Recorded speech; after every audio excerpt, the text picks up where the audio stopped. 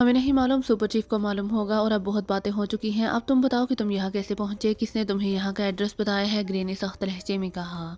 मैं सब कुछ सच सच बता दूंगा, लेकिन अभी मेरे चंद सवाल बाकी हैं। इनका जवाब दे दो, फिर जो चाहे करते रहना। कम से कम मरने से पहले मैं ज़हनी तौर पर मुतमईन तो हो जाऊंगा, हावन ने कहा।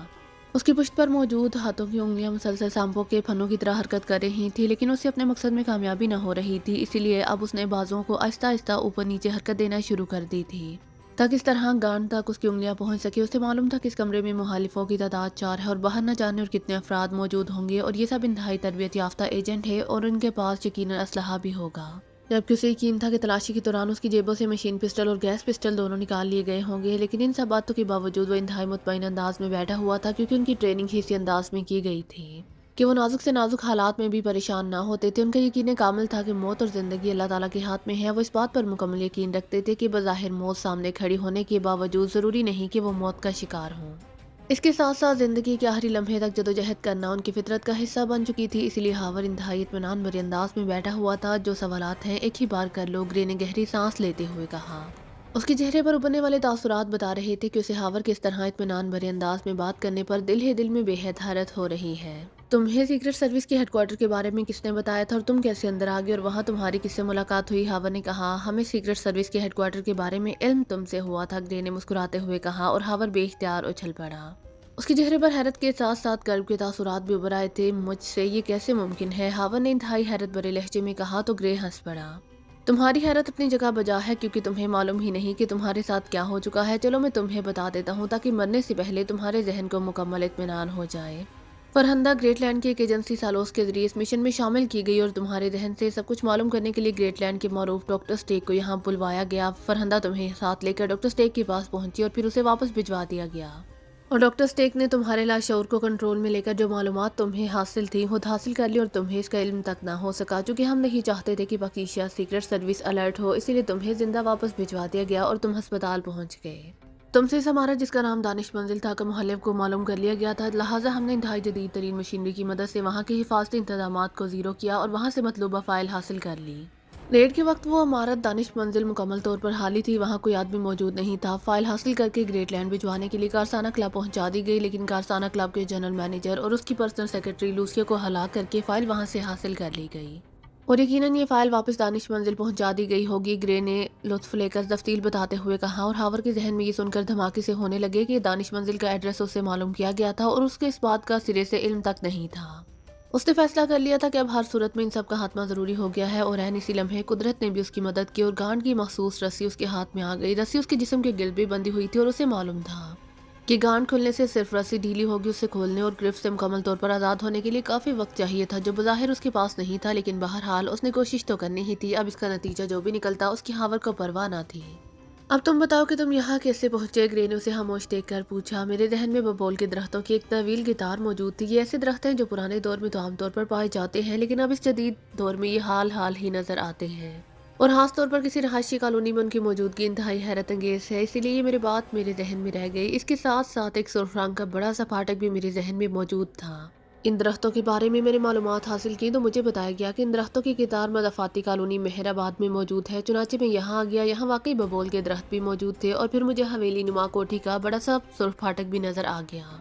मैं कार रोककर नीचे उतरा और फिर मैंने इसका अकबी तरफ से जायजा लिया। तुम लोगों ने शायद यहाँ निगरानी करने के आलात नस्ब किए हुए थे, इसीलिए तुमने मुझे चेक करके बेहोश कर दिया, और अब मैं इस हालत में मौजूद हूँ। हावर ने सब कुछ सच सच बताते हुए कहा। तुम हमें क्यों चेक करना चाहते थे? क्या तुम्हें तुम्हारे चीफ ने हुक्म दिया था? ग्रे ने कहा। नहीं, मैं अपने तौर पर इन लोगों को ट्रेस करना चाहता था जिन्होंने मुझे अस्पताल पहुंचाया था। मुझे तो इस फाइल की दानिश मंजिल से चोरी और फिर उसकी वापसी का इल्म तक नहीं था। मैं तो ये सब कुछ तुम्हारे मुंह से पहली बार सुन रहा हूँ, हावर ने कहा। तो क्या तुम पाकिस्तान सीक्रेट सर्विस के लिए काम नहीं करते? ग्रे ने पूछा। करता हूँ, लेकिन इस वक्त जब चीफ हमें हुक्म देता है, वरना हम 4 स्टार्स के लिए काम करते रहते हैं। ये भी सरकारी तंजीम है, लेकिन इसका दायरा कार मुकामी मुजरमों तक ही महदूद है, हावर ने जवाब देते हुए कहा। उसके हाथ आज़ाद हो चुके थे और अब वो बातें करते हुए मुसलसल अपने दोनों बाजुओं को गैर महसूस अंदाज में हरकत दे रहा था कि रस्सियां ढीली पड़ती जा रही थी। लेकिन जाहिर है वो ज्यादा खुलकर ये काम नहीं कर सकता था। ओके, अब बहुत बातें हो गई हैं, इसीलिए अब तुम्हें मरना होगा, क्योंकि तुम्हारे अलावा और किसी को यहाँ का इल्म नहीं है, ग्रे ने जेब से मशीन पिस्टल निकालते हुए कहा। क्या तुम मुझे गोली मारने से पहले एक और काम कर सकते हो? सिर्फ एक बोतल पानी पिलवा दो, हावर ने बड़े इत्मीनान भरे लहजे में कहा। तुम्हें इससे क्या फर्क पड़ेगा? तुमने बहरहाल मर ही जाना है, ग्रे ने मुंह बनाते हुए कहा।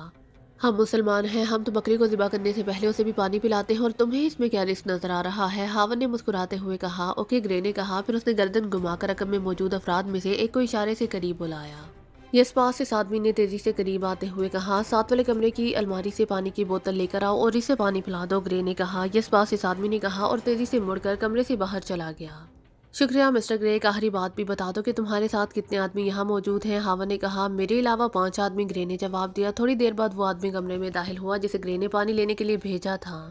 اس کے ہاتھ میں پانی کی بوتل تھی جبکہ مشین گن اس کے کاندھے سے لٹکی ہوئی تھی۔ وہ تیزی سے قدم اٹھاتا ہوا ہاور کے پاس پہنچا اور اس نے بوتل کا ڈھکن ہٹایا اور بوتل ہاور کے منہ سے لگا دی، لیکن ہاور نے منہ کو اس انداز میں جھٹکا دیا کہ بوتل کا رخ خود بخود نیچے ہو گیا اور اس آدمی کی توجہ ایک لمحے کے لیے ہاور سے ہٹی تو ہاور یکلہت اچھلا اور دوسرے لمحے وہ آدمی ناک پر ہاور کے سر کی زوردار ٹکر کھا کر ایک قدم پیچھے ہٹا، جو کہ نیچے دیکھنے کی وجہ سے اس کے سر کا رخ نیچے کی طرف ہو گیا تھا، اس لیے ہاور کے سر کی زوردار ٹکر اس کی ناک پر پڑی تھی۔ کیا ہوا؟ کیا ہوا؟ گرے نے یکلہت چونک کر کہا۔ اس کے ساتھ ہی وہ اٹھ کر کھڑا ہوا ہی تھا کہ ہاور نے بجلی کی سی تیزی سے دونوں بازو رسیوں سے نکالے اور پھر اس سے پہلے کہ وہ آدمی سنبھلتا، ہاور نے کرسی سمیت اٹھتے ہوئے اپنے بجلی کی سی تیزی سے پکڑا اور دوسرے لمحے وہ آدمی اڑتا ہوا اپنے عقب میں موجود گرے اور مارک سے جا ٹکرایا اور پھر وہ دونوں ہی الٹ کر نیچے گرے اور دروازے کے قریب کھڑا آدمی دوڑتا ہوا گرے کی طرف بڑھا۔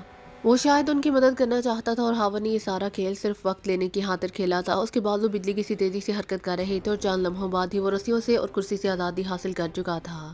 اس کے ساتھ اس نے یکلہت دائیں طرف چھلانگ لگا دی اور صرف ایک لمحے کے فرق سے گرے کے مشین پسٹل کی گولیاں عین اس جگہ پڑیں جہاں ایک لمحہ پہلے ہاور موجود تھا۔ ہاور کے چھلانگ لگاتے ہی گرے جو اب اٹھ کر کھڑا ہو چکا تھا نے اپنے مشین پسٹل کا رخ بدلا، لیکن ہاور تو بجلی بنا ہوا تھا۔ اسے معلوم تھا کہ گرے کے صرف ہاتھ گھمانے پر ہی وہ گولیوں کا شکار ہو جائے گا، اسی لیے دائیں طرف چھلانگ لگاتے ہی اس کے دونوں پیر جیسے ہی فرش پر لگے اس کا جسم بجلی کی سی تیزی سے دوبارہ اپنی جگہ پر آ گیا۔ اس طرح گرے کی طرف سے چلائی گئی گولیاں اس بار بھی ایک لمحے کے وقفے کی وجہ سے ہاور کو چھو نہ سکی، لیکن اس سے پہلے کہ ہاور دوبارہ ہاتھ سیدھا کرتا، ہاور کے بازو گھومے اور گرے کے حلق سے یکلہت چیخ نکلی اور وہ اچھل کر پہلو کے بال نیچے جا گرا۔ ہاور نے وہ کرسی جس پر وہ بیٹھا ہوا تھا ہاتھ کے ایک ہی جھٹکے سے گرے پر اچھال دی تھی اور یہ کرسی کی ضرب بھی تھی جس نے گرے کو پہلو کے بال گرنے پر مجبور کر دیا تھا، لیکن اسی لمحے مشین گن کی ترتراہٹ کے ساتھ ہی ہاور چیختا ہوا گھوم کر نیچے فرش پر جا گرا۔ یہ فائرنگ اس آدمی کی طرف سے کی گئی تھی جو دروازے کے قریب کھڑا تھا اور ہاور چونکہ گرے کی طرف متوجہ تھا اس لیے وہ اسے چیک نہ کر سکا تھا۔ ہاور کو یوں محسوس ہوا تھا جیسے اس کے جسم میں بیک وقت کئی آتشی صلاحیں اترتی چلی گئی ہوں، پھر فوراً ہی اس کے ذہن پر سیاہ چادر سی پھیلتی چلی گئی۔ البتہ تاریخ پڑھتے ہوئے اس کے ذہن میں آخری آوازیں مسلسل فائرنگ اور انسانی چیخوں کی پڑی تھی، شاید چیخیں اس کے منہ سے نکل رہی تھی اور پھر جیسے ہر چیز تاریکی کا حصہ بن کر ختم ہو گئی۔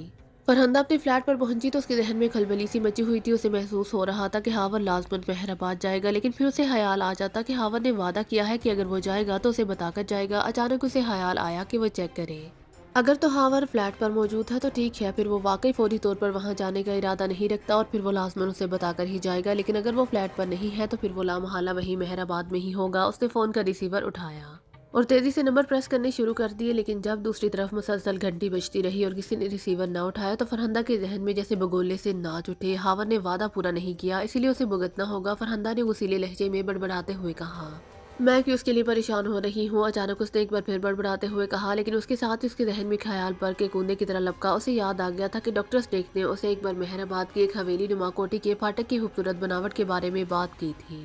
ڈاکٹر اسٹیک نے کہا تھا کہ وہ یہاں مہرآباد کی ایک کوٹھی جس کا پھاٹک سرخ رنگ کا ہے کی بناوٹ سے بے حد متاثر ہوا ہے۔ اس پر ایسا ڈیزائن بنایا گیا ہے کہ یوں لگتا ہے کہ جیسے پھاٹک پر مختلف رنگوں اور قسموں کے بہت سے پرندے بیٹھے ہوں اور یہ منظر دیکھنے میں انتہائی خوبصورت لگتا ہے۔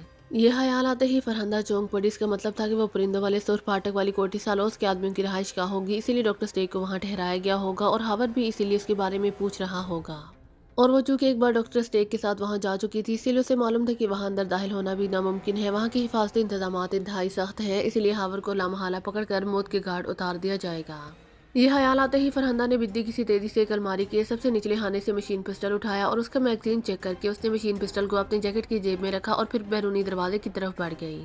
تھوڑی دیر بعد اس کی کار خاصی تیز رفتاری سے مہرآباد کی طرف بڑھی چلی جا رہی تھی۔ ہاور کو وہاں نہیں جانا چاہیے تھا، ایسا نہ ہو کہ اسے کوئی نقصان پہنچ جائے، فرحندہ نے بڑبڑاتے ہوئے کہا اور پھر وہ خود ہی اپنی کیفیت پر ہنس پڑی۔ یہ مجھے کیا ہوتا جا رہا ہے؟ ہاور کیوں میرے حواس پر چھا گیا ہے؟ فرحندہ نے ایک بار پھر بڑبڑاتے ہوئے کہا۔ وہ طویل عرصہ گریٹ لینڈ میں گزار چکی تھی، سینکڑوں نہیں تو درجنوں مردوں سے اس کے تعلقات رہے تھے، یہ ٹھیک تھا۔ یہ مشرقی لڑکی ہونے کی وجہ سے بہرحال یہ تعلقات ایک حد تک ہی رہے تھے، لیکن جو کیفیت اس کی ہاور کے ساتھ ہے ایسا پہلے کبھی نہیں ہوا تھا اور اس بات پر اسے بار بار حیرت ہو رہی تھی کیونکہ یہ بات بھی وہ اچھی طرح جانتی تھی۔ कि हावर की नज़रों में उसके लिए पसंदीदगी की कोई रमक नक नहीं थी। इसके बावजूद उसका दिल न जाने हावर के ख्याल से ही तेज़ धड़कने लग जाता था। यही बातें सोचती हुई वो मेहराबाद पहुंच गई और फिर वो जैसे ही एक सड़क से घूमकर इस हिस्से में पहुंची जहां हावर के बताए हुए बबोल के दरख्त मौजूद थे, तो एक पार्किंग में खड़ी हावर की कार उसे नजर आ गई। उसने अपनी कार उसके करीब ले जाकर रोकी और फिर वो तेजी से नीचे उतर आई। इसके साथ ही वो बेइख्तियार उछल पड़ी क्योंकि हावर की कार की ड्राइविंग सीट का दरवाजा आधा खुला हुआ था। वो तेजी से आगे बढ़ी और उसने हावर की कार का जायजा लेना शुरू कर दिया। जरूर कोई इमरजेंसी हुई है, वरना हावर इस कदर लापरवाह नहीं हो सकता कि कार का दरवाजा ही ना बंद करे। फरहाना ने इधर उधर देखकर बड़बड़ाते हुए कहा और फिर वो घूमकर इस हवेली नुमा फाटक की तरफ देखने लगी जिसका मखसूस साख्त का फाटक यहाँ से बखूबी नजर आ रहा था। मुझे अंदर जाना होगा, हावर यकीनन खतरे में है। मेरा दिल कह रहा है कि वो खतरे में है और वो यकीनन खतरे में है क्योंकि मेरा दिल कह रहा है, फरहाना ने एक बार फिर बड़बड़ाते हुए कहा और फिर वो इस हवेली नुमा कोठी के कोई सिमत की तरफ बढ़ गई। अपनी तरफ पहुंचकर उसकी नजरें एक तरफ मौजूद गटर के दहाने पर पड़ी तो वो बेइख्तियार उछल पड़ी क्योंकि गटर के दहाने का ढक्कन अपनी जगह से हटकर एक तरफ साथ ही पड़ा हुआ था।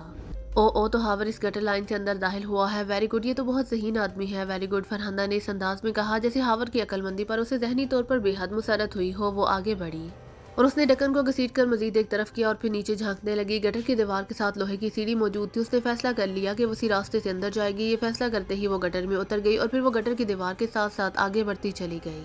गटर में जहरीली गैस का इतना दबाव नहीं था जितना बांध गटर में होना चाहिए और फरहाना उसकी वजह समझती थी कि गटर के दहाने का ढक्कन जो कि काफी देर से हटा हुआ था, इसीलिए गटर में जहरीली गैस का इतना दबाव नहीं था। वो आगे बढ़ती हुई एक और दहाने पर पहुंच गई लेकिन उसका ढक्कन बंद था। एक लम्हे के लिए उसने सोचा कि अगर हावर इधर से गुजरा था तो फिर ये ढक्कन भी बंद होना चाहिए था, लेकिन फिर उसे ख्याल आ गया कि चूंकि दहाना कोठी के अंदर है इसीलिए किसी शख्स से बचने के लिए हावर ने उसे दोबारा बंद कर दिया होगा। वो सीढ़ियां चढ़ती हुई ऊपर पहुंची और फिर दोनों हाथों से कई झटके देने के बाद वो उस ढक्कन को हटाने में कामयाब हो गई। ढक्कन को एक तरफ करके वो मजीद ऊपर आई और सर बाहर निकाल कर देखने लगी। ये कोठी का भी हिस्सा था और यहाँ एक खासा वसी बाग था। अलबत्ता वहाँ कोई आदमी मौजूद नहीं था। वो ऊपर चढ़कर गटर के दहाने से बाहर आ गई। साइड से चौड़ी गली फ्रंट की तरफ जा रही थी, लेकिन फरहाना जो कि तरबियत याफ्ता थी इसलिए उसे मालूम था कि सामने के रुख पर मुसल्लह अफराद मौजूद होंगे। कोठी में खामोशी तारी थी, इसीलिए वो सबसे पहले हावर की पोजीशन चेक करना चाहती थी। चुनांचे उसने फौरी तौर पर फ्रंट साइड से अंदर जाने के बजाय पाइप के जरिए छत पर जाकर सीढ़ियों से फ्रंट की तरफ जाने का फैसला किया। पाइपों पर चढ़ना उसे बाखूबी आता था, इसीलिए ये उसके लिए कोई मसला नहीं था। वो आगे बढ़ी और फिर छत से नीचे आने वाले पानी के मोटे पाइप की तरफ पहुंचकर उसने एक लम्हे के लिए सर उठाकर ऊपर की तरफ देखा और फिर किसी बंदर की तरह तेजी से ऊपर चढ़ती चली गई। उसका अंदाज माहिराना था और फिर थोड़ी सी जद्दोजहद के बाद वो इस 2 मंजिला कोठी की छत पर पहुंच चुकी थी। छत पर पहुंचकर वो तेजी से सीढ़ियों की तरफ बढ़ी और फिर एहतियात से सीढ़ियां उतरती हुई दूसरी मंजिल पर पहुंच गई, लेकिन ये मंजिल मुकम्मल तौर पर बंद थी। यहाँ कोई आदमी मौजूद नहीं था, लेकिन नीचे जाने से पहले वो यहाँ का मुकम्मल जायजा लेना चाहती थी ताकि अकब से इस पर हमला ना किया जा सके। फरहाना एक गैलरी को चेक कर रही थी कि उसके कानों में हावर की हल्की सी आवाज पड़ी तो वो चौंक कर आगे बढ़ी। इस गैलरी नुमा राहदारी में 4 बड़े बड़े रोशनदान थे जो रोशन थे।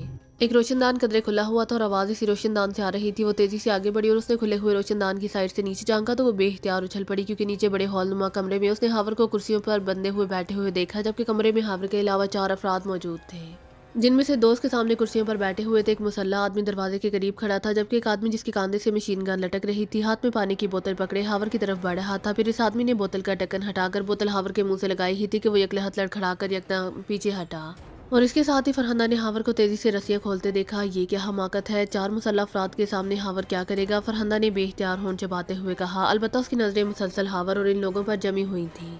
फिर वहाँ इंतहाई खौफनाक जद्दोजहद शुरू हो गई। फरहाना ने तेजी से जैकेट की जेब से मशीन पिस्टल निकाल लिया। उसी लम्हे नीचे फायरिंग शुरू हो गई और फरहाना ने तेजी से मशीन पिस्टल का रुख नीचे किया। उसी लम्हे उसने हावर को हिट होकर नीचे गिरते हुए देखा। उस पर मशीन गन से फायरिंग की गई थी और ये देखते ही फरहाना का दिमाग जैसे फट सा गया। उसने ट्रैगर दबा दिया। फिर नीचे मौजूद अफराद पर जैसे कयामत टूट पड़ी। ऊपर से होने वाली अचानक फायरिंग से वो बच न सके और देखते ही देखते वो चारों गोलियां खाकर नीचे गिर गए। फरहाना इस वक्त तक गोलियां चलाती रही जब तक वो चारों साकत ना हो गए। उनके साकत होते ही उसने ट्रैगर से उंगली हटाई ही थी कि कमरे का दरवाजा एक धमाके से खुला और इसके साथ ही मशीन गनों से मुसल्लह 2 आदमी अंदर दाखिल हुए तो फरहाना ने एक बार फिर ट्रैगर दबा दिया और वो दोनों भी संभलने से पहले ही चीखते हुए नीचे गिरे और साकत हो गए। हावर बेहिस्सो हरकत पड़ा हुआ था। फरहाना ने बाद में आने वाले इन दोनों आदमियों की साकत होते ही ट्रैगर से उंगली हटाई और फिर उठकर वापस सीढ़ियों की तरफ दौड़ पड़ी। हावर को साकत पड़े देखकर उसके दिमाग में बगोले से नाचने लग गए थे। अब उसे किसी की परवाह नहीं थी। वो आंधी और तूफान की तरह दौड़ती हुई सीढ़ियां उतरकर बैरूनी दरवाजे में पहुंची और फिर चंद लम्हों बाद उस कमरे में दाखिल हो रही थी जहां हावर के साथ 6 गैर मुल्की पड़े हुए थे। वो दौड़ती हुई हावर के पास गई और उस पर झुक गई। ओ ये तो जिंदा है, इसे जिंदा रहना चाहिए। फरहाना ने झुककर हावर के सीने पर हाथ रखते हुए कहा। हावर के बाजू और पहलुओं में गोलियां लगी थी जिनसे खून तेजी से निकल रहा था।